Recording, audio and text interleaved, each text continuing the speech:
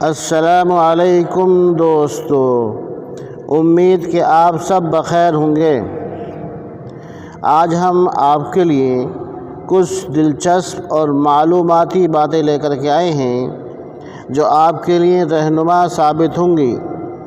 ملاحظہ فرمائیں،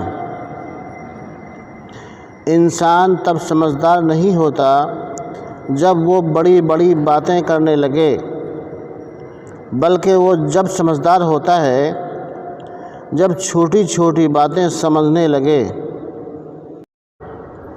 جھوٹ اس لیے بک جاتا ہے کیونکہ سچ خریدنے کی اوقات کسی کی نہیں ہوتی۔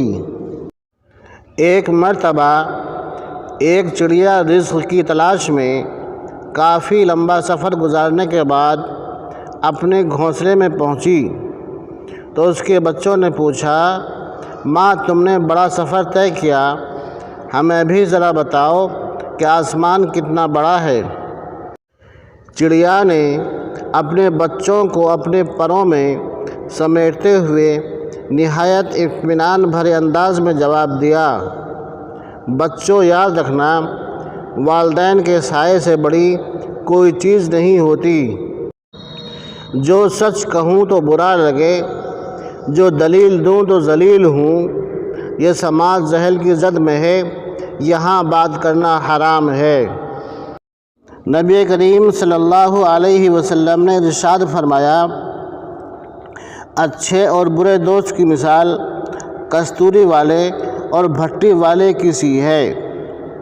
کستوری والا تمہیں محروم نہیں کرے گا، یا تو تم اس سے کستوری خرید لو گے یا پھر اس سے خوشبو سونگھتے رہو گے، لیکن لوہار کی بھٹی تمہارا گھر جلا دے گی یا تمہارے کپڑے، یا پھر تمہیں اس سے بدبو سونگھنی پڑے گی۔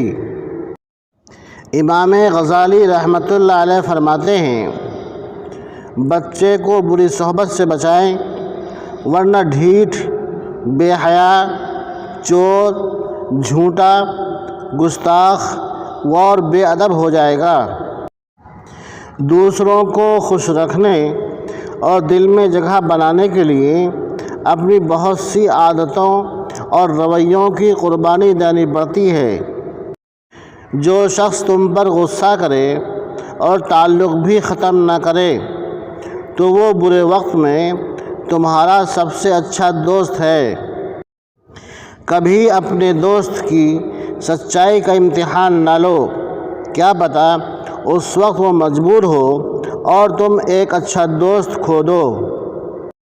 حضرت حسن بصری رحمۃ اللہ علیہ نے ارشاد فرمایا، بے وقوف سے کنارہ کشی اختیار کرنا اللہ کی قربت کا ذریعہ ہے، اور عقل مند سے دوستی کرنا دینداری کا ذریعہ ہے۔ مومن کا اکرام کرنا ایسا ہے جیسا کہ اللہ کی خدمت کرنا۔ حضرت رابعہ بصری سے کسی نے پوچھا کہ کیا گناہگار کی توبہ قبول ہوتی ہے؟